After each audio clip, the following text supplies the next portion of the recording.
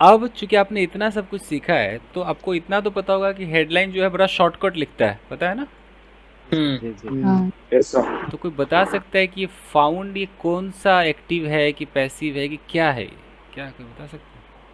ये तो ऐसे तो V2 है सर, लेकिन पता नहीं चलेगा क्या पैसिव है। ही है। ये तो पैसिव ये है। Two found dead in Bikaner one, अ- पैसिव ही है। अगर पैसिव है तो फिर V2 नहीं होगा, V3 होगा। हाँ V3 तो होगा। सर ये जैसे टू तो body one B3 found, found ही है ना। Past two body was definite found. Definite है, फाउंडेड होता है। पास्ट डेफिनेट है, सब पास्ट इन। Past past indefinite. Passive indefinite. Voice, passive voice. सबको पैसिव लग रहा है तो या एक्टिव भी लग रहा है किसी मुझे को? लग रहा मुझे टू तो बॉडी एक्टिव हुआ दिख रहा है फाउंड। सर, ये तो एक्टिव दिख रहा है। हेल्पिंग वर्ब है ही नहीं तो एक्टिव है तो लिखेगा। तो एक्टिव है कि पैसिव है? सर नहीं पैसिव है, सॉरी। तो हेडलाइन से नहीं पता चलेगा ना कि क्या लिखा हुआ हेडलाइन पे एक्टिव तो एक्चुअली नहीं सर है सर। वो पैसिव है क्योंकि बॉडी को बॉडी मिली है, जी जी जी। बॉडी डूबी नहीं है किसी नहीं, को। इसका ऐसा सेंस आ रहा ना सर, मरे हुए व्यक्ति पाए गए, लाइक मिले, मरे हुए व्यक्ति मिले। उससे क्या मतलब? या घर में से 2 मरे हुए शंकास्पद ड्रग। हाँ, बीकानेर घर में से 2 लाशें मिली शंकास्पद। देखिए, अब हेडलाइन, जैसे एक बंदे ने कहा कि हेडलाइन में देख के थोड़ी पता चलेगा कि एक्टिव है पैसिव है, लेकिन मैं कहता हूँ कि हेडलाइन देख के पता चलता है कि पैसिव है। हाँ पैसिव है, दिख रहा है सर। अब इसको थोड़ा सा मैं समझा भी देता हूँ, क्योंकि जो हमारे भाई बहन परेशान है कि अरे ये कैसे कह दिया पैसिव है, उनको थोड़ा सा बता दूँ। Just a minute.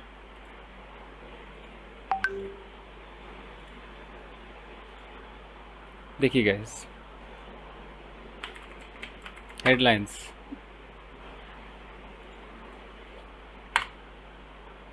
में अगर कभी ऐसा आपको दिखाई दे कि बॉय किल्ड, तो जैसे अरविंद जी ने कहा कि ये तो एक्टिव लग रहा है, ऐसे कुछ कहा था ना, ऐसा लगता है कि ये सब्जेक्ट और ये लगता है कि वर्ब की सेकंड फॉर्म, ऐसा लगता है, लेकिन ये ऐसा नहीं है। ये सब्जेक्ट है लेकिन ये सब्जेक्ट डूअर नहीं है, बल्कि क्या है, ये रिसीवर है। रिसीवर। और ये जो किल्ड है ये V3 है। तो अब एक्टिव सोचोगे तो ऐसा लगेगा कि लड़के ने मार दिया, लेकिन यहाँ लड़का नहीं मारा, लड़के को मारा गया।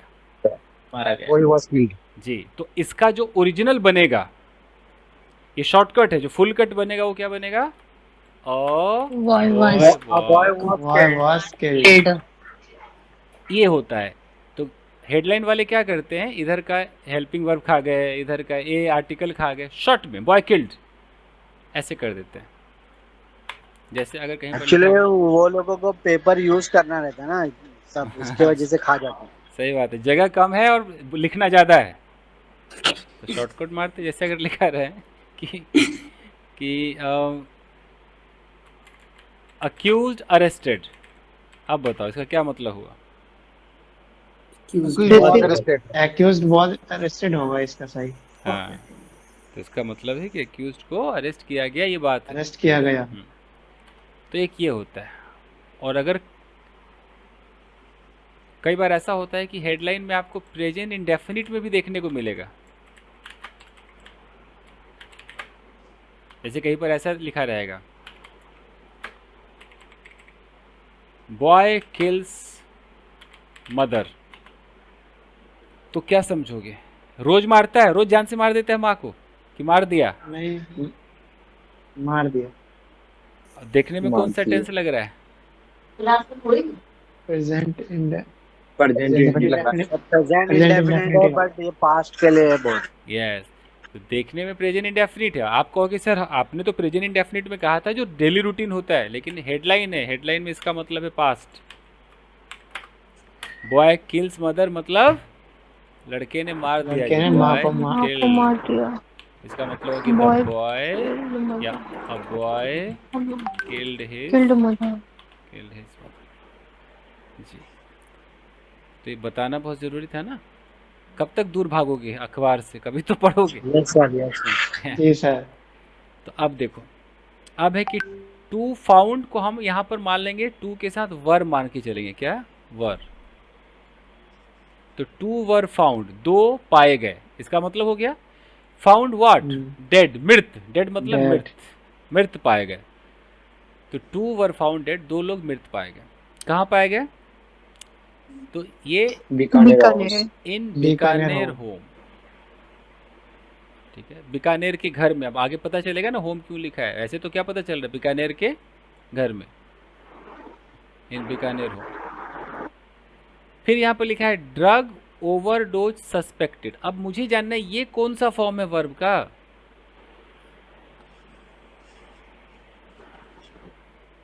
थर्ड फॉर्म है ये। सेकंड फॉर्म है। सर ये थर्ड फॉर्म है। Drug overdose was suspected. कभी भी अगर आपको ऐसा कोई फॉर्म दिखे तो आप उसको पहले V3 के हिसाब से सोचा करो। सोचा करो यार V3 है और हो सकता है पैसिव, ऐसे सोचा करो। Drug overdose suspected means drug overdose, इसको पैसिव बना लो, या तो पास्ट का पैसिव बना लो, या प्रेजेंट परफेक्ट का बना लो, या तो वाज सस्पेक्टेड या हैज बीन सस्पेक्टेड, ऐसा समझा करो। तो आप समझ गए कि अगर कोई थर्ड फॉर्म दिखाई दे, एक तो आप उसको सेकेंड फॉर्म मत समझो, क्या पता सचमुच वो थर्ड फॉर्म हो, एक बार देखो उस नज़र से, पैसिव की नज़र से।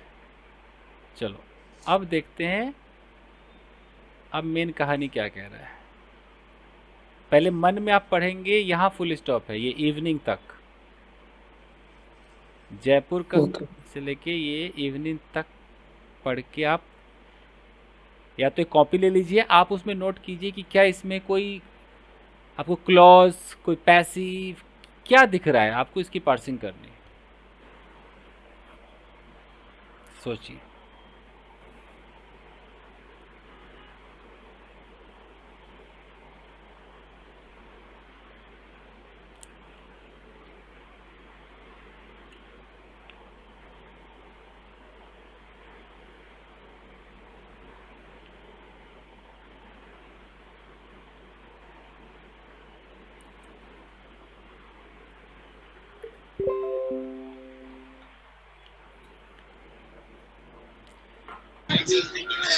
इसमें तो कोई क्लॉज है? कोई नहीं, जो जो नोट ये हो रहा है पहले वाला पैसिव है सर। जो जो नोट करके लिखिए जब तक मैं म्यूजिक बजाता हूँ। ठीक है।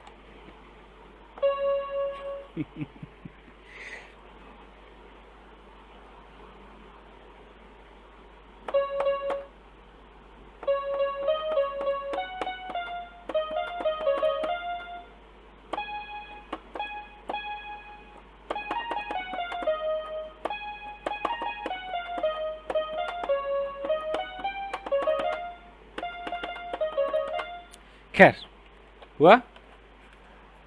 देखिए अब मैं आपको बता रहा हूँ, यहाँ लिखा है 2 men वर फाउंड डेड। ये है पास्ट इंडेफिनिट का पैसिव, यस और नो, है ना? Yes yes sir. तो यानी कि अगर आपने इस क्लास में पैसिव पढ़ा होगा तो ये काम आ गया पैसिव। ये तो आसान हो गया सर। हाँ, इनसाइड अ हाउस। अब ये सब क्या है? प्रेपोजिशनल फ्रेज होते हैं ना, वो है ये। देखो ये प्रेपोजिशनल फ्रेज। फिर एक और, इन बीकानेर मुक्ता प्रसाद नगर। यहाँ 2 प्रेपोजिशनल फ्रेज आपको दिखाई दे रहा है, इनसाइड अ हाउस जी और सर। इन बीकानेर। ठीक है। अब अभी आपको ये पता नहीं चलेगा, अभी तो मैं क्लॉज पढ़ा ही रहा हूँ ना। ये जो आफ्टर देख रहे हो ना, जी सर। ये आफ्टर के बाद अगर आपको सब्जेक्ट दिखाई दे जाए और वर्ब दिख जाए तो इसको कंजंक्शन मानना, और अगर ये कंजंक्शन है तो क्लॉज बना कि नहीं बना, खुद सोचो। जी सर। ओके ओके, हाँ बना सर, बना बन गया ना। और हाँ। आफ्टर जो है वो हमेशा एडवर्ब क्लॉज होता है। तो देखो आपको एडवर्ब क्लॉज यही मिल गया। आप तो पढ़ोगे कल परसों, मिल गया आपको आज ही। तो आफ्टर नेबर्स अलर्टेड, देखो ये सब्जेक्ट, अलर्टेड क्या है, ये वर्ब। तो और इसको बोलते हैं एडवर्ब क्लॉज ऑफ टाइम। ये व्हेन का जवाब देता है कि घटना कब घटी। तो नेबर्स ने अलर्ट किया पुलिस को। फिर यहाँ पर about a strong foul smell, एक बहुत ही गंदी सी महक के बारे में। अब इस स्मेल के बाद देखो आईएनजी दिखाई दे रहा है। Yes sir. मीटिंग बाहर आ रही है। इसको क्या जी स्मेल। हाँ इमेनेटिंग यहाँ पर गिरन है। मैं बता रहा हूँ, अलाउ मी टू से, ये है हाँ जी, ये है आपका प्रेजेंट पार्टिसिपल फ्रेज। तो आप देखो कि आपको क्या क्या दिखाई दिया। जैसे इमिटेटिंग का मतलब क्या है? बाहर निकलना, जैसे भूत भगाने वाले को आत्मा दिखाई देती है, तो मुझे सेंटेंस दिखाई देता है कौन सा है। एक तो आपको पैसिव दिखाई दिया, एक आपको दिखाई दिया प्रेपोजिशनल फ्रेज, वो तो हमेशा दिखेगा। कंजंक्शन, फिर आपको एडवर्ब क्लॉज ऑफ टाइम दिखा। और ये ऑडियो बंद कीजिए, ये जिसका खराब है सही कीजिए ना, क्लास आपकी रिकॉर्ड हो रही है। एक दिखा आपको प्रेजेंट पार्टिसिपल फ्रेज। इतना सब कुछ आपको दिखाई दिया। देखिए तो कितना मजेदार है। और देखते हैं,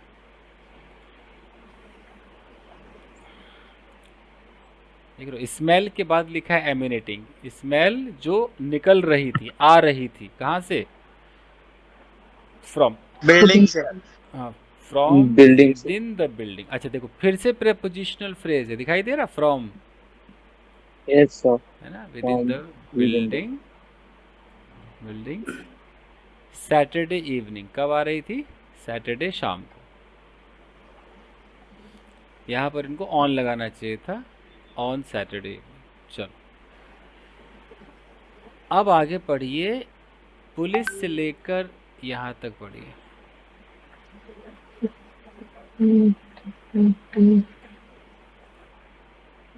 पुलिस Past simple है. Police discovered the bodies in 2 separate rooms. यानी कि पास्ट इंडेफिनिट टेंस है ना। और सर in 2 separate, ये prepositional phrase है. हाँ प्रेपोजिशन। पुलिस ने डिस्कवर किया बॉडीज को, बरामद किया। अब लिखा है इन 2 सेपरेट रूम्स, तो ये लोकेशन को दिखा रहा है। तो ये प्रेपोजिशनल फ्रेज भी एडवर्ब ऑफ प्लेस का काम कर रहा है, समझ रहे हैं ना। एडवर्ब ऑफ प्लेस कोथाय कुटे, क्या बोलते हैं, 2 सेपरेट रूम्स, इन 2 सेपरेट रूम्स। तो बॉडी जो रिकवर हुई वो कहाँ थी, 2 अलग अलग कमरों में थी, 2 सेपरेट रूम्स में थी। चलिए अब देखिए, यहाँ तक आप एकदम सही जा रहे हैं। इससे आपको ये भी आज शिक्षा मिल जाएगी कि ये काला हो गया क्या, आपको भी काला दिख रहा है। हाँ सर। आपको एक शिक्षा मिलेगी ठीक होगा कि एक अखबार को समझने के लिए हमें क्या क्या सीखना चाहिए। अभी शिक्षा मिली ना, इधर मिली ना, पैसिव आना चाहिए, ये फ्रेज, ये क्लॉज, ये पार्टिसिपल, दिखाई दिया, शिक्षा है ये। जब वो शिक्षा मिलेगी तो दीक्षा ले लीजिएगा। आइए अब देखिए, 1 बॉडी से पढ़िए, और कहाँ तक पढ़ेंगे, यहाँ तक पढ़िए। नहीं, एक फुल स्टॉप यहाँ, ऑनर पे फुल स्टॉप है, ऑनर यहाँ पे फुल स्टॉप पढ़िए। सोचिए क्या है।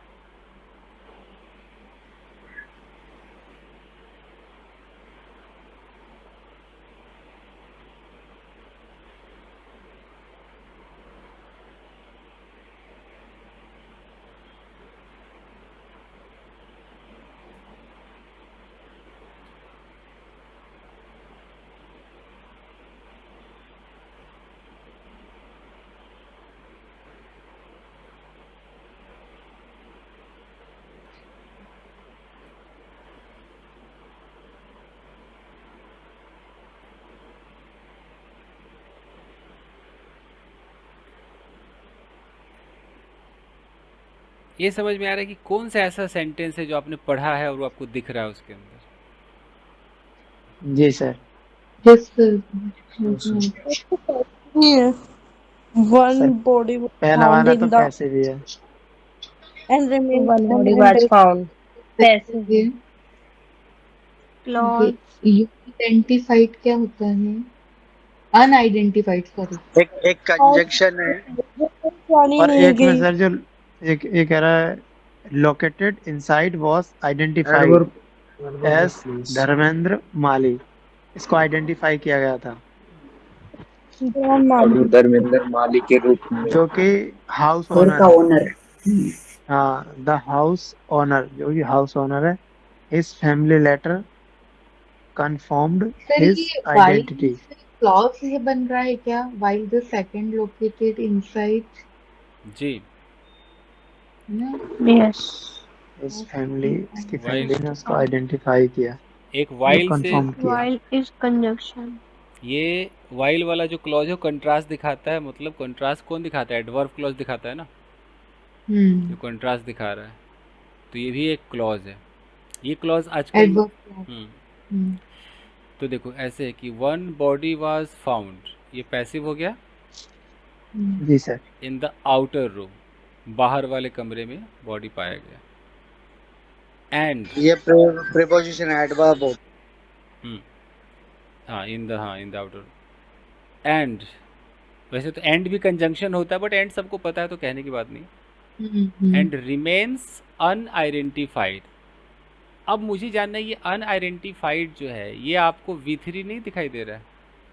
जी सर। Yes, sir. sir.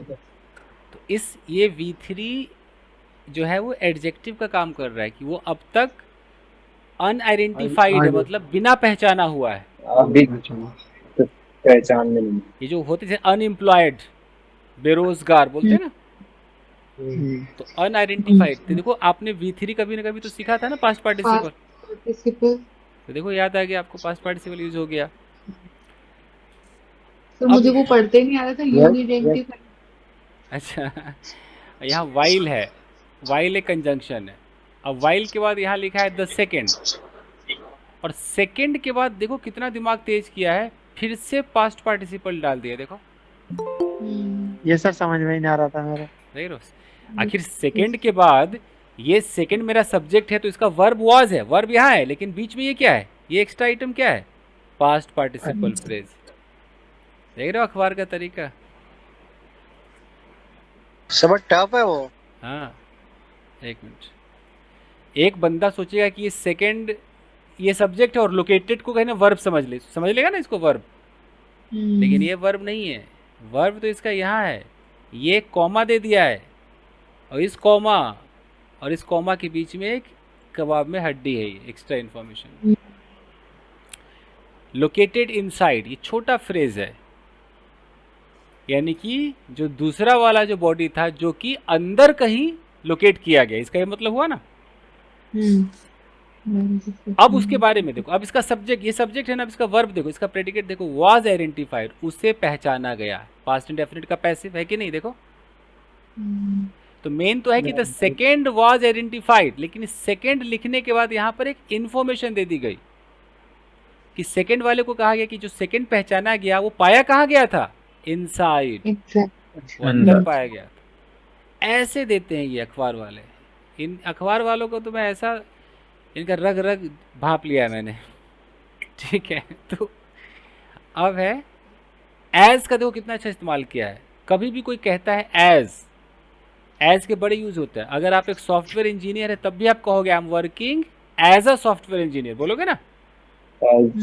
और अगर कोई पहचाना गया उसमें भी एज आता है कि he was identified as Sonu, Monu, Chintu, Kalu, तो ही वाज। सर वो मेल में लिखते हैं एज डिस्कस।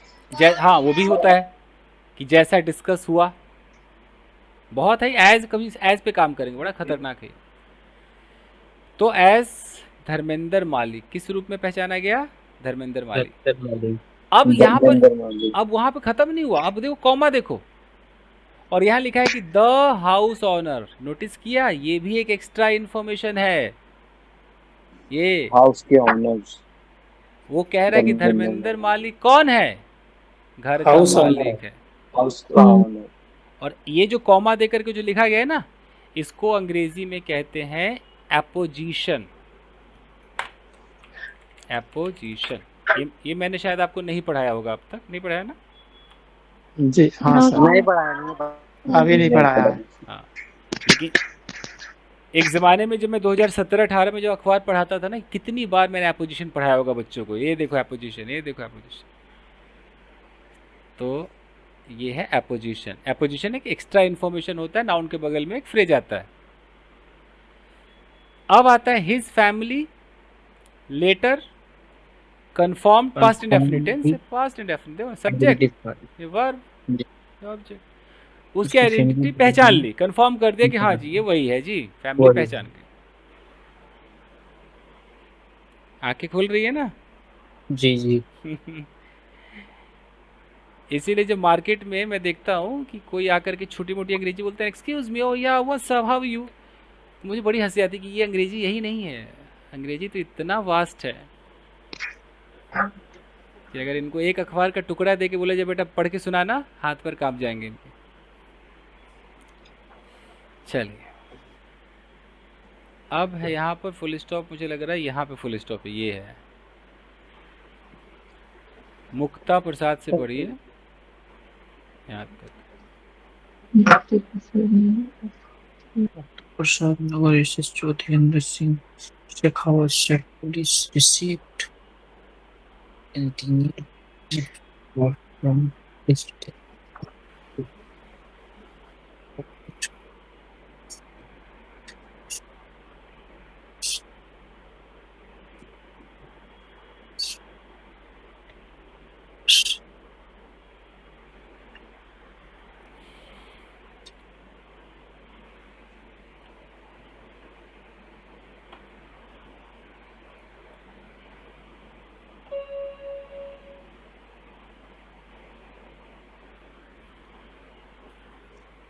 पढ़िए पढ़िए।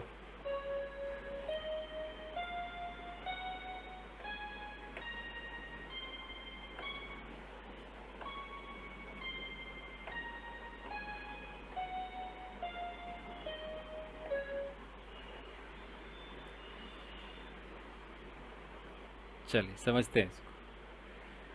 मुक्ता प्रसाद नगर एसएचओ, ये बता रहा है कि एसएचओ कहाँ से बिलोंग करता है। तो हो गया ना, एक नाम से बता दिया। यहाँ जो कॉमा है और यहाँ जो कॉमा है, इसे बोलते हैं एपोजिशन। अभी लिखवाया था ना एपोजिशन। ये इन्फॉर्मेशन है कि एसएचओ के बारे में इन्फॉर्मेशन। एसएचओ कौन है, किस नाम का है? धीरेंद्र सिंह शेखावत। अब ये मुक्ता प्रसाद नगर एसएचओ, एसएचओ हमारा सब्जेक्ट और ये इसका वर्ब है सेड। यही है ना वर्ब, देखो सेड। तो एसएचओ ने कहा, लेकिन एसएचओ और इस सब्जेक्ट और इस वर्ब के बीच में एपोजिशन दिखाई दे रहा है। ये देखो एपोजिशन ऐसे आता है सेड। अब कहा, क्या कहा कि police received the initial tip of. तो पास्ट इंडेफिनिट टेंस। हालांकि ये लोग पता नहीं कॉमा क्यों नहीं लगा रहा। अगर ये डायरेक्ट स्पीच है तो इनको यहाँ पे क्या लगाना चाहिए? एक कॉमा यहाँ होता और दो कॉमा यहाँ होता ना। यस सर, मैं तो दैट भी लगा, दैट भी नहीं लगा सकता। और दैट भी नहीं लगाया कि हम इनडायरेक्ट समझे। तो ये अखबार वाले पता नहीं ऐसा क्यों कर रहे हैं। या तो एक नया स्टाइल निकल गया है, पता नहीं क्या है। जो टाइप करता होगा उसी को पता होगा ऐसा क्यों कर रहा है वो। तो उसने ये बात कही, एसएचओ ने बात कही, क्या कही कि पुलिस रिसीव्ड, पुलिस ने रिसीव किया था क्या? The initial tip of. शुरुआती जो इन्फॉर्मेशन होती है ना, उसको टिप ऑफ कहा जाता है। वो रिसीव किया था कहाँ से? From residents. रेजिडेंट्स यानी कि घरों से। रेजिडेंट्स नहीं, रेजिडेंट्स का मतलब निवासियों से। यानी सेक्टर 2 के निवासियों से। हाँ, निवासियों से। रेजिडेंस मतलब घर और रेजिडेंट मतलब घर में रहने वाले। रेजिडेंट। किस किस बच्चे को ये बात नहीं पता थी? मुझे नहीं पता थी सर। नहीं पता थी, मुझे नहीं पता था। रेजिडेंस पता नहीं। तो रेजिडेंस घर और रेजिडेंट घर वाला। ये है। रेसिडेंस होता है सर घर वाला, RESIDENT। मैंने उत्तर उस एरिया मोहल्ले के लोगों से, राइट? हाँ ये जी। हो गया ना रेजिडेंट। जो रेजिडेंट मतलब जो रहने वाले लोग हैं, पर्सन Yes, होते sir. हैं। ओके। और रेजिडेंस जो होगा वो तो वही मेरा रेजिडेंस वहाँ है, मेरा मकान घर वहाँ है। सर रेसिडेंस है, रेसिडेंस। जैसे अगर आपको ऐसे, मैं अगर ऐसे कहूँ, बहुत नई चीज़ आपको पता चलेगी ना, आप हल्के में लेते हो। देखो अगर मैं बोलूँ कि नाउ आई एम और रेजिडेंट ऑफ मुंबई, मानोगे नहीं मानोगे जी सर। कि अब मैं जी क्या सर। हुआ, मुंबई का मैं निवासी मुंबई का हूँ। निवासी हूँ। रहवासी। मैं मुंबई का निवासी हूँ। जी, तो रेजिडेंट मतलब निवासी, और जो रेजिडेंस होता है ये आपका जो घर है, रेजिडेंस कहते हैं ना, तुम्हारा रेजिडेंस कहाँ है ना, तुम्हारी बाड़ी कोথায় আছে वो है, ये है जी। I am a resident of Bihar. By residence. तो याद रखना, मतलब मैं हिंदी में अगर ऐसे लिख दूँ ना कि रेजिडेंस का मतलब कि निवास, और रेजिडेंट का मतलब निवासी, निवासी। आप समझ जाओगे ना। देखो रेजिडेंट अगर लग गया, डेंट जैसे पेप्सोडेंट, तो निवासी मतलब रहने वाला। इंटरेस्टिंग। मजेदार है ना वर्ड तो बोलो कि मैं तो पुणे का रहने वाला हूँ, I am the resident of Pune. Yes. देखो एक छोटे से अखबार में क्या क्या छुपा है, लेकिन और यही क्या होता है जब बच्चे पढ़ते हैं ना, वो मोटा मोटी समझ जाते हैं, उनको लगता है भाई मैं अखबार अगर समझ गया। रेजिडेंस करके बोलना हो तो माई रेजिडेंस इज हाँ बिहार और हाँ, समथिंग बोल लाइक दैट। सकते हो। मैं बस ये उन बच्चों को कहना चाहता हूँ कि कोई भी बंदा पढ़ता है ना तो ऊपर ऊपर से वो खबर को समझ जाता है, उसको लगता है उसको आ गया, ये होता है ना, बस इतना ही आता है। Yes sir. एग्जैक्टली सर, सही बोला। लेकिन अगर वो एक एक सेंटेंस को तोड़ेगा तो उसे बहुत कुछ सीखने को मिलेगा कि अरे यार ये इतना सब कुछ है इसमें। तो हो गया, तो रेजिडेंट्स इन सेक्टर 2, वो सेक्टर 2 में वो निवासी है, वहाँ से खबर मिली। अब यहाँ से पढ़िए कि the house was close for several days. अच्छा यहाँ पर अभी आजकल क्या है कि चूंकि कई दिनों से बंद था, यहाँ पर कायदे से हैडबिन भी आ सकता था। यस सर, ऐसे मैं वही सोच रहा था यहाँ कि पर गलत तो नहीं। हैडबिन आ सकता था, लेकिन आजकल की अंग्रेजी ऐसी हो गई ना कि पता नहीं, मैंने कई जगह सुन लिया कि वो हैडबिन नहीं बोलते हैं। जैसे अगर मैं बोलूँ कि वो दुकान 10 दिनों से बंद थी, तो बहुत ज़्यादा ग्रामर में जाएंगे तो that shop had been closed for 10 days. State of being है ना, स्टेट ऑफ बीइंग है टाइम वाला। लेकिन आजकल लोग ऐसे ही बोलते थे, the shop was closed for 10 days, for several days. अब इस पर विवाद, अब इसको देखना पड़ेगा कि ऐसा क्यों हो रहा है, क्यों लोग ऐसी गलती कर रहे हैं, या यही फेमस हो गया है। तो ये तो आप समझ गए कि स्टेट ऑफ बीइंग है ना, द हाउस वॉज क्लोज, बंद था, अवस्था। हालांकि पता है, अगर मैं एक लिखता हूँ, मैं अखबार वाले को गलत नहीं कह रहा हूँ, अखबार वाला तो इतना अंग्रेजी जानता है कि हिला के रख देगा, बट मैं एक बात बता रहा हूँ। अगर मैं बोल दूँ कि the shop was close for several days, तो पता है इसकी हिंदी क्या होगी? कई दिनों के लिए बंद था। समझ रहे हो? दुकान कई दिनों के लिए बंद था। तो फिर सर अखबार वाले गलत लिख रहे हैं। अब ये मुझे जानना है कि वो इससे क्या दिखाना चाह रहा है, क्या वाकई कई दिनों के लिए था कि कई दिनों से था, मुझे ये जानना है। अगर से आ जाएगा तो से में क्या हो जाएगा? The shop had been closed for several days. अब यहाँ पर क्या हो जाएगा? दुकान कई दिनों से बंद था। इतना बड़ा फर्क। अब ये सेंटेंस हमें देखना है कि वो अखबार वाला क्या कहना चाह रहा है, वो से कहना चाह रहा है कि के लिए कहना चाह रहा है। पढ़ के देखते हैं। द हाउस वॉज क्लोज्ड, बंद था फॉर सेवरल डेज। मुझे तो ऐसा लग रहा है कि कई दिनों से बंद था, मुझे तो से वाली फीलिंग आ रही है। यस, ऐसे ही से वाली वाली तो फीलिंग फीलिंग आ है। रही है। है ना? तो और सिर्फ जी। से और के लिए में क्या फर्क है? है फर्क है, जैसे वही वाली हाँ, फर्क इधर है। और भी से के लिए यूज करते सेम हैं। मतलब अभी तक चल ही रहा है, मतलब बंद ही है। और के लिए मतलब वो बंद था और अभी नहीं, चालू है। ऐसा नहीं, के लिए है ना, वो पर्टिकुलर टाइम के लिए वो बंद है, और वो कंटिन्यूस में बंद है से। मतलब 10 दिन से बंद है, और 10 दिन के लिए मतलब वो फिक्स टाइम के लिए बंद है, ऐसा है। हाँ, ये भी अब हाँ, ऐसा 10 दिन के नहीं बाद वो ये खुलेगा। देखिए ना, ये बताइए इसका क्या अंतर है अंजुला? सर शादी शादी वाला तो समझ में आता है सर, पर ये हाउस वाला नहीं आ रहा है अरे अगर आप मुझे। अपने घर को भी बंद कर दो और कहीं चले जाओ, और कोई बोले कि भाई ऐसे 10 दिन के लिए बंद है, यानी कि 10 दिन बाद खुल जाएगा, और कोई बोले घर 10 दिन और से बंद है, 10 दिन बीत से गए अब तक बंद ही है, कितना बड़ा फर्क है। सर, ऐसा भी तो सेंस दे सकता है ना, वो जो क्लोज्ड है वो बता रहा होगा स्टेट ऑफ बी एडजेक्टिव, तो फिर वो तो अलग सेंस दे देगा ना।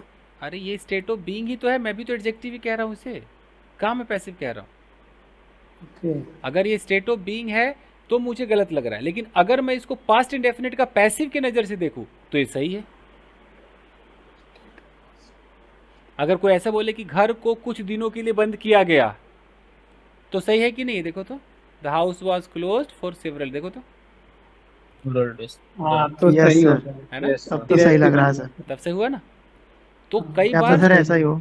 क्या पता ऐसा हो, क्योंकि अब मैं यहाँ बोलूँगा कि ये गलत है तो लोग कहेंगे अच्छा अखबार वाले को तू गलत ठहरा रहा है, तो थोड़ा डाइजेस्ट नहीं होता है, लेकिन मैं ये साबित करना चाह रहा सर ठहरा सकते हैं, ठहरा हूँ। हाँ, सकते हैं। तो मैं बस जितना मैंने पढ़ा उस हिसाब से मैं साबित करना चाह रहा हूँ कि इसके कितने मतलब निकल सकते हैं। अगर पास्ट इंडेफिनिट का पैसिव माने हम, तो घर को बंद किया गया था कुछ दिनों के लिए। अगर वैसे माने तो घर कुछ दिनों के लिए बंद था, और अगर मैं से लगा दूं कुछ दिनों से बंद था, तो फिर मुझे हैड बीन लगाना पड़ेगा। ये बस दिक्कत। चलो, तो ये तो यहाँ तक समझ में आया। अब यहाँ पर ये देख रहे हो क्लॉज है, ये देखो विच, आप सीखोगे आगे, ये conjunction, yes sir, clause which which led led to to concern. Concern among neighbours. ओ तेरी, वेन भी कंजंक्शन होता है, ये भी क्लॉज कैसे बनाता यस है। आगे? Sir when the smell the began to smell. Spread. Smell began to spread. हाँ, अब आप आराम से यहाँ से देखिए कि ये कौन सा क्लॉज है, थोड़ा दिमाग लगाइए, क्या कहना चाह रहा है। When the smell began, यहाँ तक क्लोज ये तो एडवर्ब ऑफ टाइम। तो sorry. Sir time of when है ना, वो एडवर्ब टाइम ऑफ ये सही पकड़े, एडवर्ब ऑफ टाइम है वो। और विच क्या है? विच लीड टू, तो विच ये तो सर सब्जेक्ट जो बन जाएगा। सब्जेक्ट है क्या? नहीं, लीड तो वो वर्ब है ना, लीड का लेड हुआ है। हाँ, विच ये नाउन क्लॉज है। और लोग सोचिए। बीच भी तो वही है सर, आराम से सोचिए, आराम से सोचिए।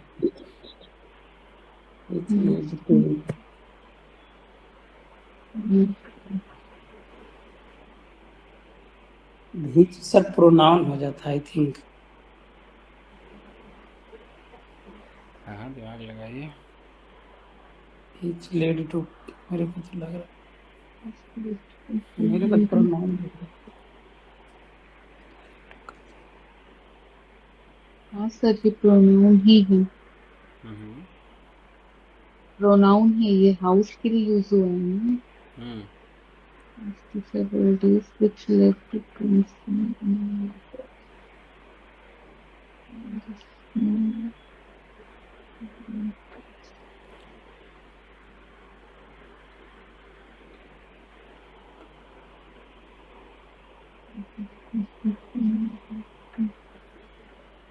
प्रोनाउन ही है सर, हाउस के लिए जो है।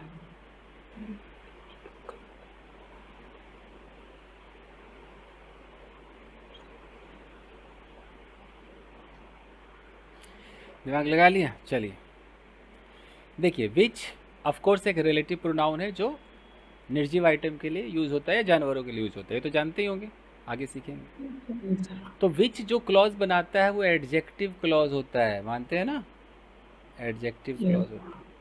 तो आपको एडजेक्टिव क्लॉज भी मिल गया आज, एडवर्ब क्लॉज भी मिल गया। तो विच का मतलब कि जिसने, है ना? घर बंद था कुछ दिनों से, जिस चीज़ ने led to concern. Led to का मतलब होता है क्रिएट करना, लीड से लेड बना है। लीड के दो मतलब होते हैं, एक होता है नेतृत्व करना, एक होता है कहीं ले जाना, एक होता है क्रिएट करना। तो जिसने क्रिएट कर दिया, क्या क्रिएट किया? कंसर्न। कंसर्न मतलब चिंता, अमॉन्ग नेबर्स, पड़ोसियों में। भाई घर बंद था तो पड़ोसियों में चिंता नहीं होती घर क्यों बंद है? तो देखो ना, लेड टू कंसर्न, कंसर्न को क्रिएट कर दिया। लीड का मतलब अगर ये भी समझो कि ले गया, तो वो कंसर्न तक ले गया, मतलब ये बात जो है वो चिंता का विषय बन गई, चिंता तक चला गया ये बात। किसके भी चिंता? अमॉन्ग नेबर्स, पड़ोसियों में चिंता। क्यों चिंता हुआ? किस वजह से? घर बंद था कुछ दिनों से। इस बात ने क्या किया? चिंता पैदा कर दिया। किसमें? पड़ोसियों में, लोगों में। और वो चिंता कब हुई? तो एक यहाँ फिर एक एडवर्ब ऑफ टाइम है कि जब स्मेल आने लगा, when the smell began to आना स्टार्ट हुआ, बिगेन टू स्मेल। क्या मस्त इंग्लिश लिखी है ना, सजा करके। आप लोगों की राइटिंग सुधर जाएगी अब, कभी लिखना मुझे। सर ये विच के बाद सब्जेक्ट क्यों नहीं आया? नहीं आता ना, रिलेटिव प्रोनाउन में सब्जेक्ट कहाँ आता है? आप अभी सीखे नहीं इसलिए ऐसी बात कर रहे हो ना सर। अभी जब आप एडजेक्टिव क्लॉज सीखोगे ना हु और विच का, तो मैं उसमें बताऊंगा कि ये ऐसा क्लॉज है जिसमें कंजंक्शन ही बेचारा सब्जेक्ट है। अभी आप सीखे नहीं हो ना, अभी बताऊंगा ना।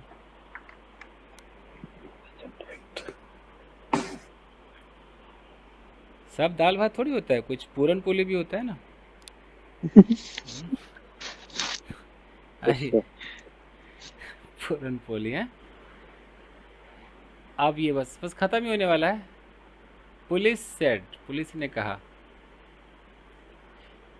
फिर देखो, ओ तेरी, ये मॉडल, आपने मॉडल पढ़ा है ना? देखो जी सर, मॉडल आ गया पास्ट का sir.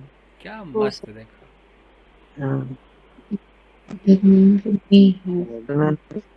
have had a drug addiction। अंदाजा लगा रहे नहीं लगा रहे? देखो अंदाजा लगा हाँ, वो ड्रग एडिक्शन था उसके पास, शायद था। हाँ, मतलब उसके पास ड्रग का एडिक्शन रहा होगा। He may have had drug addiction. जैसे मैं बोलूँ शायद उसके पास एक चाकू रहा होगा, he may have had a knife, वैसा। एंड अब देखो एक एंड का कमाल दिखाता हूँ। एंड के बाद ये जो लिव्ड है, मुझे जानना है कि ये लिव्ड जो है ये कौन सा फॉर्म है? V2 है कि V3? लिव्ड V2 है सर। V2 है सर। V2 है सर, क्योंकि हेड V2 है तो लीड भी V2, लिव्ड भी V2। समझ लो, जल्दीबाजी ना करो, देख लो। सर थर्ड फॉर्म है। Third form sir V3। Drug addiction and sir ये मे हैव हैड के साथ ही लिव्ड भी है, ये है ना? ये B3 है सर। ये तो मे हैव के साथ B3 होगा और वो अकेला रहा होगा। B3 है सर ये। Alone after distancing from his family। Yes sir, V3 है। तो यही मैं सिखाना चाह रहा था। के बाद सर वर्ब की थर्ड फॉर्म आती है सर। क्योंकि एंड में इतनी पावर है कि एंड ने क्या किया कि इतना दोबारा मे हैव कहने की जरूरत नहीं पड़ी, इसको अंडरस्टूड करवा देते हैं। ठीक है, तो ये V3 है। वो निशांत बाबा कह रहे थे ना V2, तो सर नहीं तो फिर ये दोबारा से लिखना पड़ता ना ये सेंटेंस लिव्ड के लिए। हाँ सर सॉरी, ऐसे करना पड़ता। Dharmendra may have lived. हाँ जी, ये करना पड़ता। तो ये यही है राइटिंग का जो मजा है ना, कि स्मार्ट गेम चलता है वहाँ। एंड लगाओ, इसको अंडरस्टूड करा लो, लिव्ड। ये तो कुछ भी नहीं है, इन्फिनिटी में भी ऐसा करते हैं सब। अखबार जो इन्फिनिटी पर हो ना,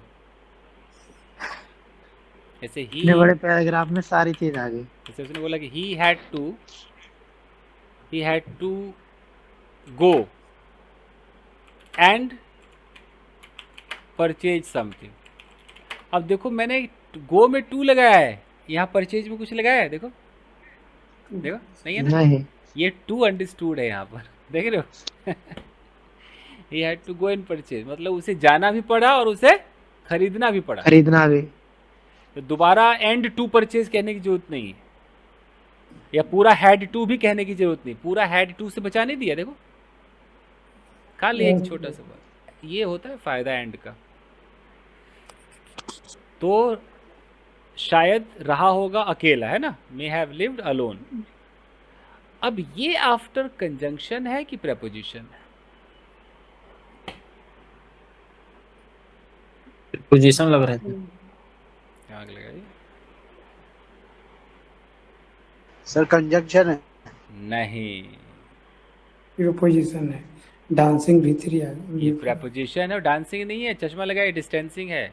डिस्टेंसिंग फ्रॉम हिज फैमिली, वो अपने फैमिली से दूर रहने के बाद। और ये आईएनजी क्या है? मैं 3 ऑप्शन देता हूँ। जीरन होगा सर। जीरेंट। वाह, बिना ऑप्शन के पकड़ लिए, गुड। सर बिफोर और आफ्टर के सिंगल बाद वर्ड रहता आईएनजी है फॉर्म आती है ना। पहचाना जाता है। सर अगर प्रीपोजिशन वो है तो वो जेरेंडी होएगा। यस यस, गुड, सही पकड़े हैं, बहुत बढ़िया, मजा आ गया, अच्छा किया आप लोग,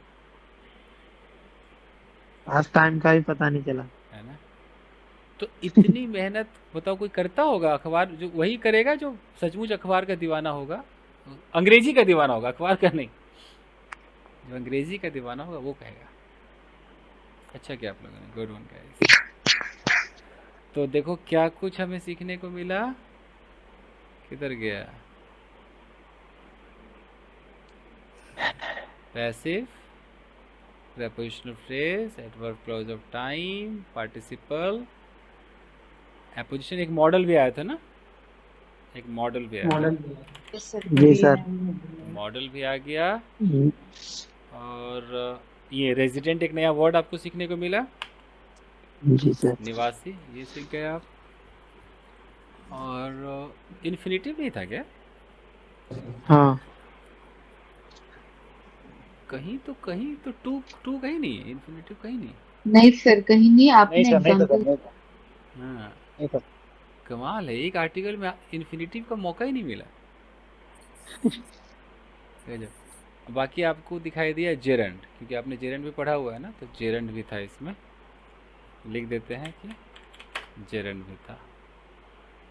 एडवर्ब क्लॉज था ना, हाँ, एडजेक्टिव क्लॉज भी मिला ना अभी एक, यस सर, एडजेक्टिव क्लॉज था। एक एडजेक्टिव क्लॉज। तो अब देखो कि जब ये आपने पढ़ लिया है तो कितना मज़ा आता है, पढ़ने के बाद जब वो टकराता है ना, तब लगता है कि हाँ यार बात तो सही है, सही पढ़ा है। मैंने सिलेबस उसी ढंग से बनाया है कि उसमें सब आ जाएगा। कोई नहीं गाइस, बस इतना ही था।